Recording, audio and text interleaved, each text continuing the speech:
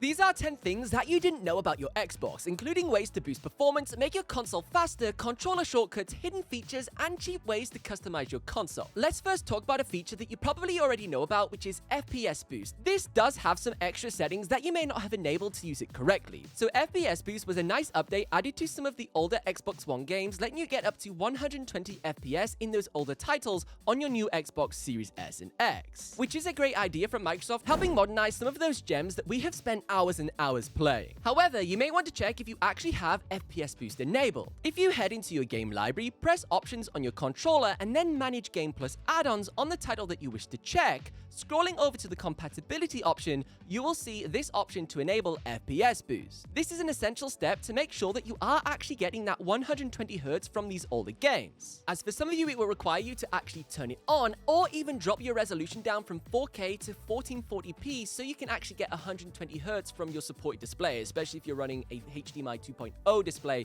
rather than a HDMI 2.1. Now let's move on to some of the good stuff. Probably the coolest feature that not many people know about are the custom wallpapers for your Xbox dashboard. To be honest, the included Xbox wallpapers are okay, but they do soon get boring as they're not really updated that frequently, and you may wish to change them up to something a little bit more fun and exciting so your Xbox can look just like this. So you want to head into your master settings and then go over to personalization. Then you can scroll down to My Background, where you will then find the option to add a customized image. The fastest way to do this is via a USB stick, and I'll show you how to do that in just a moment. Now, this image could be whatever you want, a picture of your friends, your family, your dog, but I actually have something way cooler for you. I've just released a 4K wallpaper pack that is optimized for your Xbox dashboard, so the file sizes and resolution are perfect, letting you get this set up really easily without any hassle. And the best part is it's only $5 with 50 different wallpaper variations that will work across your Xbox, PlayStation, gaming PC, and even your mobile. And these are just some of the amazing designs that you'll find inside. Once you get the wallpaper images off my website, you'll want to download them and then unzip the files. Then you can drag and drop the files onto any USB stick that you have and plug this into the front of your console.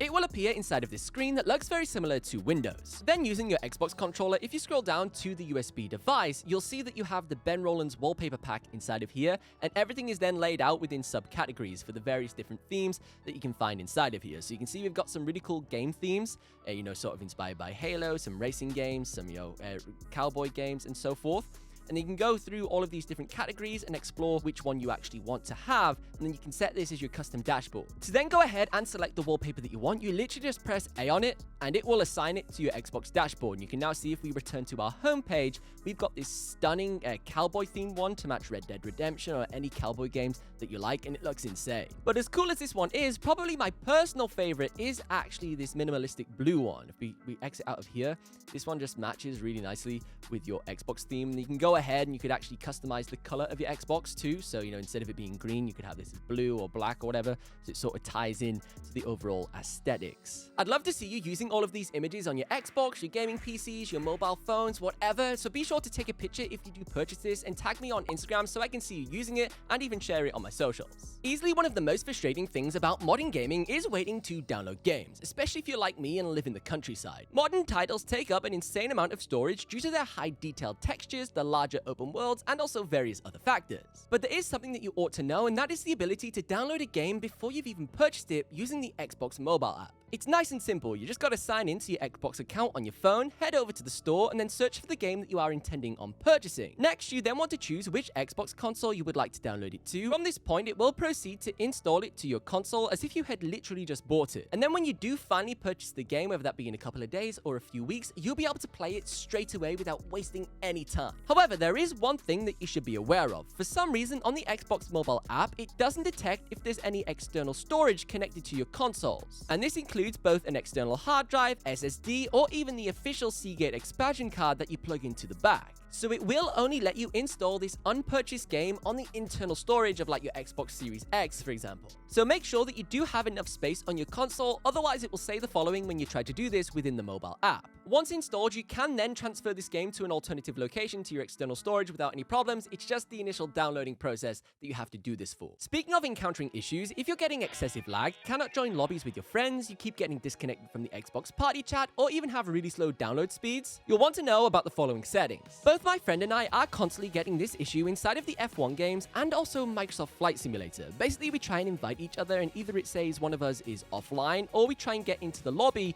and we're invisible. We just cannot see each other when playing, which is super annoying. Well, thankfully, there is a solution which is clearing your MAC address and NAT type. If you head into the master settings, then network settings followed by advanced settings, that's a lot of settings, you'll then get the option to clear your alternative MAC address. If you go ahead and do this, it will restart your Xbox console, and just like magic, 99% of the time it fixes the issues with the lobbies. Now, the reason why this fixes the issue is because one, it resets your MAC address back to default, so if you've been messing around with your network settings to try and speed up your download speeds, that will get fixed. But if you haven't actually changed your MAC address, the reason why this also works is because it forces the Xbox to have a hard reset, so it completely restarts itself, which resets things like the cache and various other settings, so you have a fresh boot up, so it resolves any weird glitches that your console had encountered. Next, I have some display settings for some of you gamers that are using a monitor instead of a TV. The Xbox already does have quite a lot of TV and display settings, which makes it super easy to sort of miss these ones that are hidden away. Inside display settings, here you can obviously change things like your resolution, refresh rate, and also enable HDR, but inside of the advanced tab,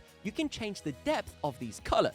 If you select video fidelity and overscan and then use the drop-down menu to change this from standard to PC RGB, you will extend the color range being displayed through your monitor. Now, for most people just using a basic television, you won't actually see too much of a visual difference, so it's best to just leave this on standard. But if you are using like a gaming monitor, you will instantly see all of the darker colors get really deep, like the gray on the Xbox dashboard will literally become almost black. And these deeper and more vibrant colors will be because of the extension to the color range from 16 out of 235 to 0 out of 255, which is a huge difference. On the Xbox Store, there are some really strange apps that you can download. Apparently, these can improve your performance, reduce input lag, and also further ways to customize your controllers. Personally, I wouldn't recommend using these, but I guess they're there if you want to try them out. A couple that I downloaded were Game Controller Test and also Web Macro Bod. The Game Controller Test lets you modify how the vibrations act within the controller and also unlock the option to increase the vibration intensity higher than you can by default. I'm pretty sure this will probably damage the overall lifespan of your controller, but it does feel pretty cool.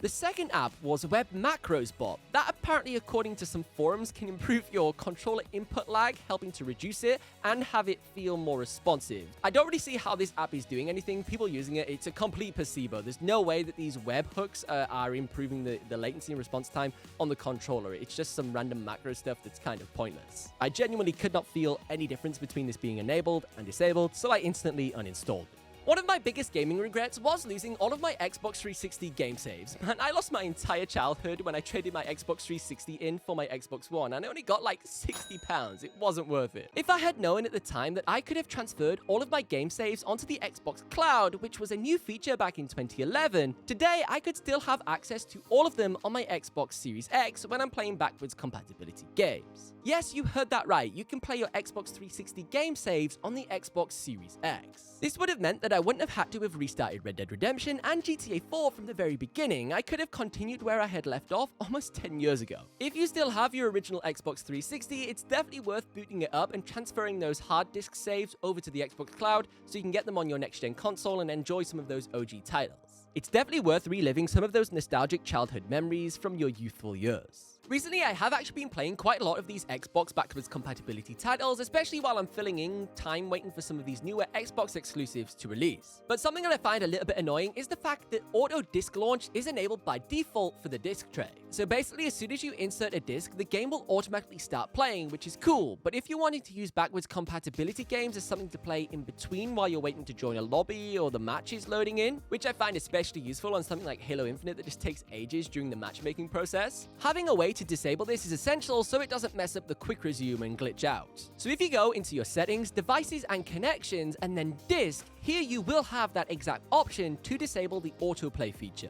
So now the disk drive will only launch up the games if you manually do it by basically pressing A on the game card within the Xbox dashboard. Just a personal preference tweak, but it's good to know if you're not always playing that game that you have inside of your disk drive. A new feature for owners of the Xbox Series S and X, and if you have even bought a new style of controller in the last couple of years, is the wireless controller sync. This lets you have your Xbox controller connected to two different devices simultaneously. So you could have your controller connected to your Xbox console and then add a secondary Bluetooth device such as your gaming PC or tablet with the new model of controllers. You can then switch between the two by holding down the sync button and double tapping it, which will switch you over to your last connected device and vice versa. This is a great way to get the most out of owning just one controller, especially if you game across multiple different devices.